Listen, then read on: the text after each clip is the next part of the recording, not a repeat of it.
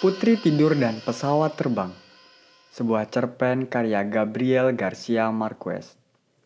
Ia cantik dan luas, dengan kulit lembut warna roti dan mata seperti buah badam hijau dan rambut hitam lurus menyentuh bahu.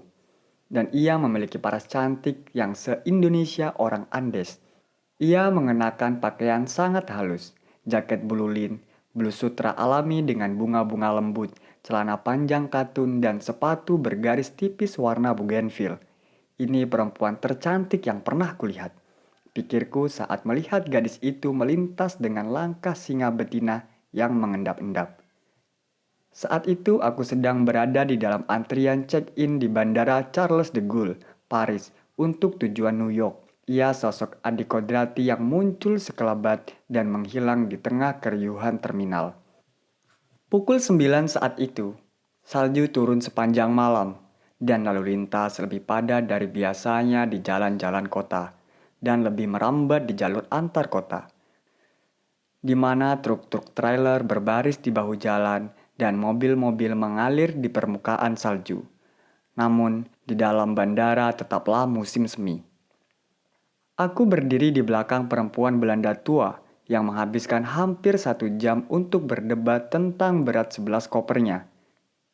Saat mulai bosan itulah aku melihat sosok sekelebat yang membuat nafasku tertahan, dan karenanya aku tidak tahu bagaimana percekcokan berakhir. Kemudian, petugas tiket menyadarkan lamunanku dengan suara sengitnya. Sambil meminta maaf, aku menanyakan kepadanya apakah ia mempercayai cinta pada pandangan pertama. Tentu saja, kata perempuan itu. Mustahil ada cinta jenis lainnya. Ia terus mengarahkan matanya ke layar komputer dan menanyakan apakah aku lebih suka di tempat merokok atau yang bebas asap rokok. Yang mana saja, kataku dengan suara yang kubuat sengit. Asalkan tidak bersebelahan dengan 11 koper. Ia menyampaikan rasa terima kasihnya dengan senyum komersial tanpa mengalihkan pandangan dari layar komputer. Pilih mana? Katanya. 3, 4, atau 7? 4. Ia tersenyum penuh kemenangan. Selama 15 tahun saya bekerja di sini, katanya, Anda orang pertama yang tidak memilih 7. Ia menulis nomor kursi di boarding passku dan mengembalikannya bersama dokumen-dokumenku, lalu memandangku untuk kali pertama dengan matanya yang berwarna anggur. Sebuah hiburan sampai aku bisa melihat si cantik lagi. Kemudian ia memberitahu bahwa bandara baru saja ditutup dan semua penerbangan ditunda. Berapa lama? Terserah Tuhan, katanya sambil tersenyum. Radio mengabarkan tadi pagi bahwa ini akan merupakan badai salju terbesar tahun ini. Ia keliru, ini yang terbesar abad ini. Tapi di ruang tunggu kelas 1, musim semi begitu murni sehingga mawar-mawar tiruan di vas dan bahkan musik kacangan terasa luhur dan menenteramkan sebagaimana yang diinginkan penciptanya. Tiba-tiba terpikir olehku bahwa mestinya inilah tempat yang cocok untuk si cantik, dan aku mencarinya di ruang tunggu lain, sempoyongan oleh kenekatanku sendiri. Tetapi hanya kujumpai orang-orang biasa, kebanyakan para lelaki yang membaca koran berbahasa Inggris, sementara istri-istri mereka memikirkan orang lain sembari memandangi pesawat-pesawat yang mampus di tengah salju, es di mana-mana, dan landasan pacu yang kocar-kacir. Menjelang tengah hari tidak ada tempat duduk tersisa dan udara gerah tak tertahankan. Aku keluar untuk mencari hawa segar.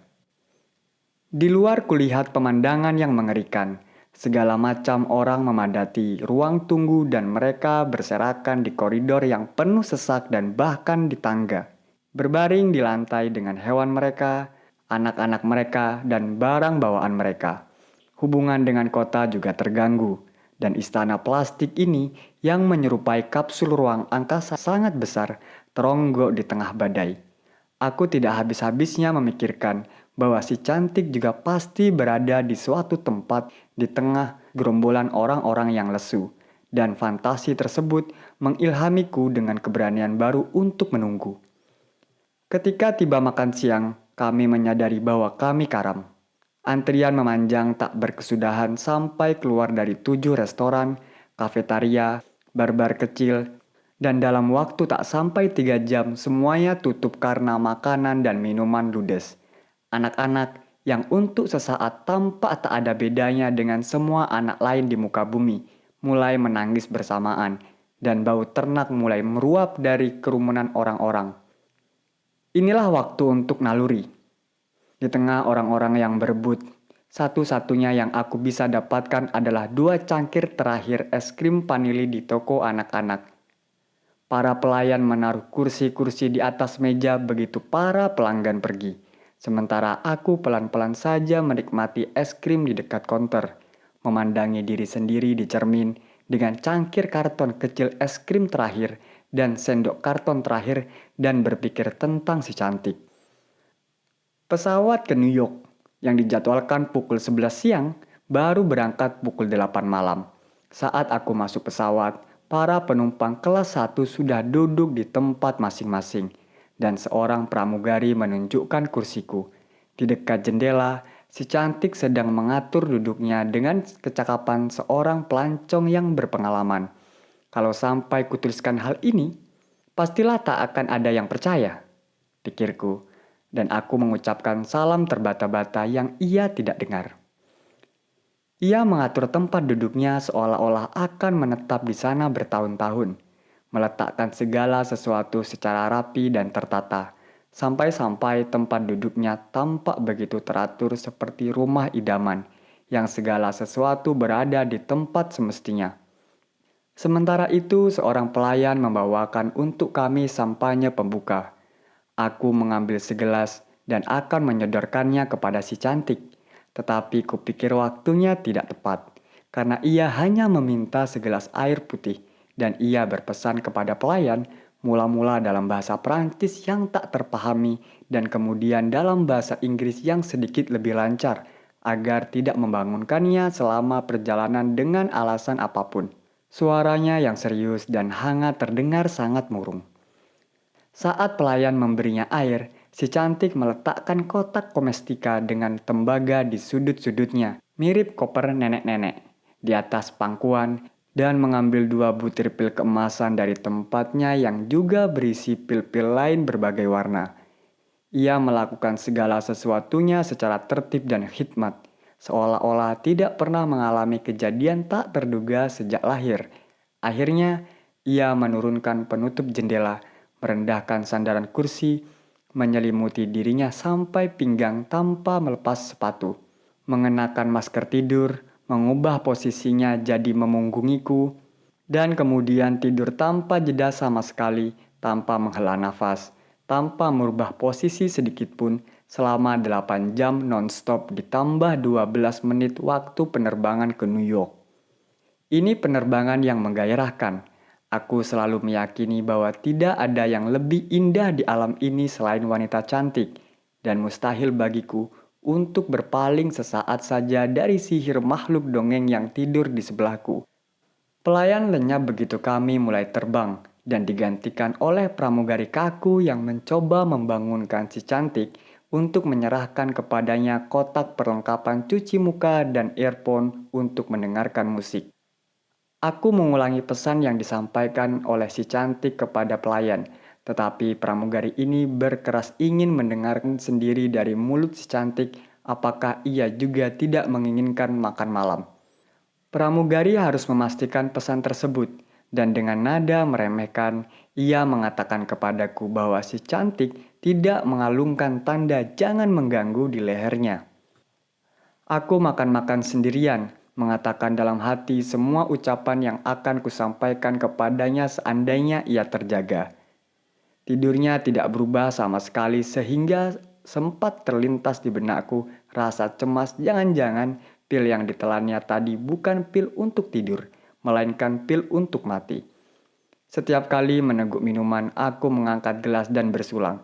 Untuk kesehatanmu cantik. Ketika makan malam usai, lampu-lampu diredupkan dan film diputar tidak untuk siapapun, dan kami berdua berpisah di dunia gelap. Badai terbesar abad ini sudah berakhir, dan kami menembus malam yang amat besar dan jernih di atas Atlantik, dan pesawat seperti tak bergerak di antara bintang-bintang. Kemudian aku menekurinya sangat teliti selama beberapa jam, dan satu-satunya tanda kehidupan yang bisa kukenali adalah bayang-bayang mimpi yang melintas di dahinya seperti awan di atas perairan. Di lehernya terlilit kalung sangat halus sehingga nyaris tak tampak di kulitnya yang keemasan. Telinganya yang sempurna tidak ditindik, kukunya memerah segar, dan di tangan kirinya ada cincin polos. Karena ia paling banter baru 20 tahun, aku menenteramkan diri dengan pikiran bahwa itu bukan cincin kawin, melainkan tanda ikatan sementara saja. Melihatmu tidur tentram damai setia menolak murni sedekat itu dengan tanganku yang terbelenggu. Pikirku di puncak buih sampahnya, menirukan puisi apik Gerardo Digo. Kemudian kuturunkan sandaran kursiku sejajar dengan sandaran kursinya, dan kami berbaring bersama, lebih dekat ketimbang suami istri di ranjang. Suhu nafasnya sehangat suaranya, dan kulitnya menghembuskan nafas sangat halus sehingga hanya tercium aroma kecantikannya. Rasanya luar biasa. Di musim semi lalu, aku membaca novel bagus Yasunari Kawabata tentang para borjuis kuno dari Kyoto yang membayar mahal untuk melewatkan waktu bersemalaman mengamati gadis-gadis paling cantik di kota mereka, telanjang dan terbius. Sementara di ranjang yang sama, para borjuis itu disiksa oleh cinta. Mereka tidak boleh membangunkan atau menyentuh gadis-gadis itu, bahkan mencoba pun tidak boleh, karena inti dari kesenangan tersebut adalah melihat mereka tidur. Malam itu, saat aku memandang si cantik sedang pulas, tidak hanya aku jadi memahami kesenangan orang-orang pikun itu, tetapi benar-benar mengalaminya. Siapa sangka, pikirku, keterpurukanku diperburuk oleh sampahnya, bahwa aku akan menjadi orang Jepang kuno di masa sekarang. Kupikir aku tertidur beberapa jam, dihajar oleh sampahnya dan ledakan tanpa suara di film, dan kepalaku sedikit pening ketika aku bangun. Aku pergi ke kamar kecil, 2 kursi di belakangku wanita tua dengan 11 koper berbaring berantakan, seperti mayat di medan perang.